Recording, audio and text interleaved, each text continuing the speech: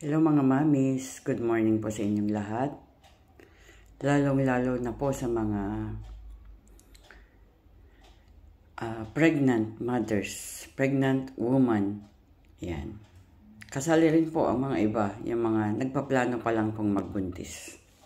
Ayan po. May konting i-lecture lang po ako sa inyo na napaka-importante po.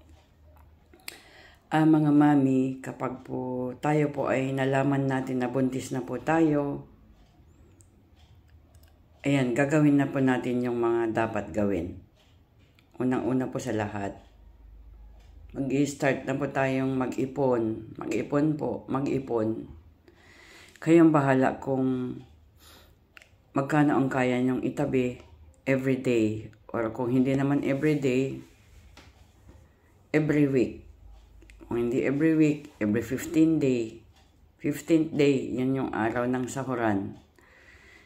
Yung iba naman, weekly ang sahuran. Yung iba naman, 15 at 30. Kung magkano po ang kaya nyong ipunin, mag-ipon na po kayo para sa panganganak ninyo.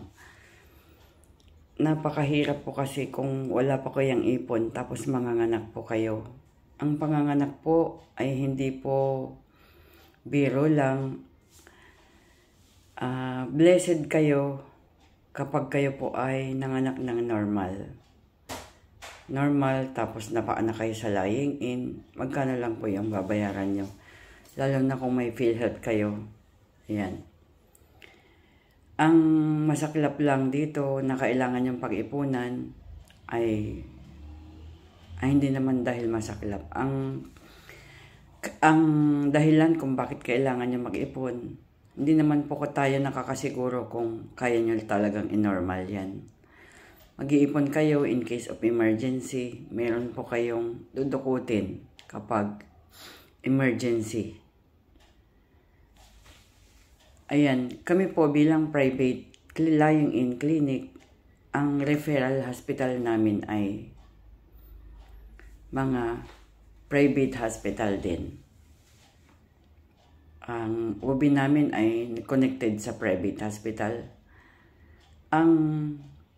Marami naman tayong public hospitals pero hindi natin sinasaklawan yan. Private lang po yung aming pwedeng pag-referan sa inyo. Pero siyempre po, choice nyo naman po kung gusto nyo po ng public hospitals. So kapag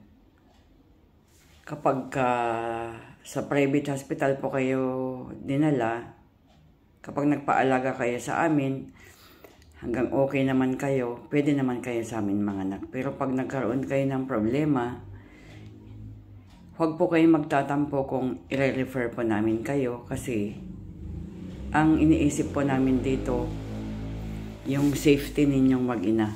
Yung makapanganak si mami ng maayos, maipanganak din si baby ng maayos.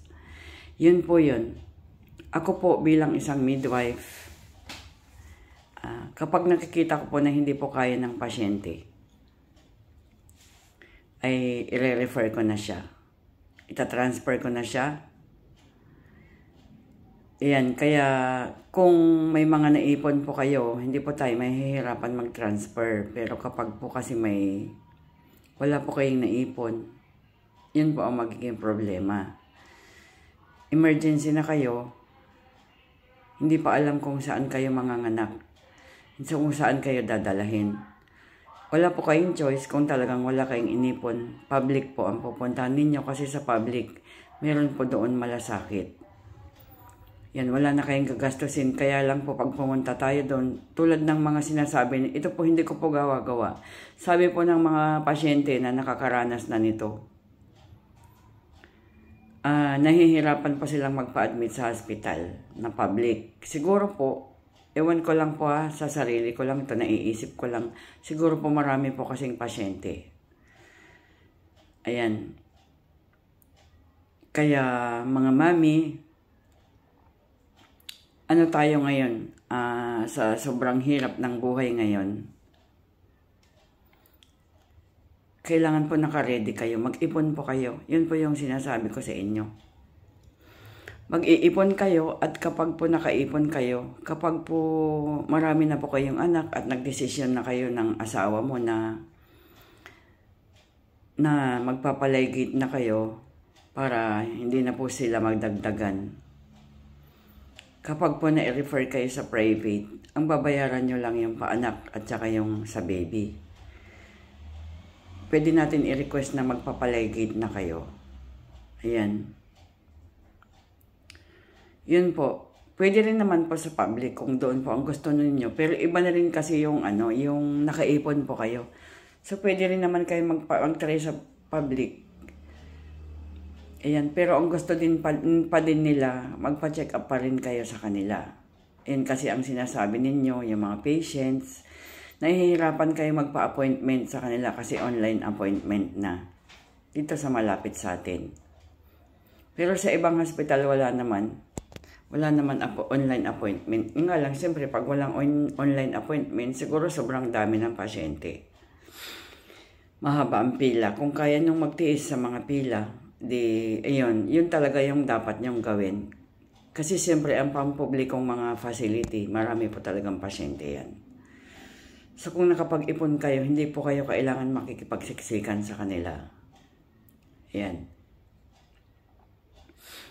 Yun lang po mga mamis, maraming salamat. Nag-aalala lang po kasi ako sa inyo, naaawa po kasi ako sa inyo kapag na-refer kayo. Tapos wala po kayong naipon. Kung sakali naman na kayo ay nakaipon, tapos nanganak po kayo ng normal na kayanan kayong paanakan ni Lying In. Or sabihin na natin na may nagdala sa inyo sa public, nanganak kayo, na halos wala na kayong bayaran. At least po, at na-admit kayo, at least po sobra po ang pera ninyo. O di meron na kayong pampabinyag kung nakaipon po kayo. Di ba ganun din naman? Pagkatapos manganak, pagpapabinyag naman ang pag-iiponan. So mas maganda yung habang nagbubuntis kayo, nag-iipon na po kayo.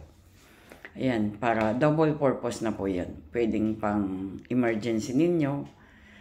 At pag di naman kayo nagkaroon ng emergency, may pampabinyag na kayo. Ayun. Ayun lang po. Maraming salamat po. Concern lang po ko sa inyo mga mami. Mahal ko po kayong lahat. Sana nakatulong po ang video na ito.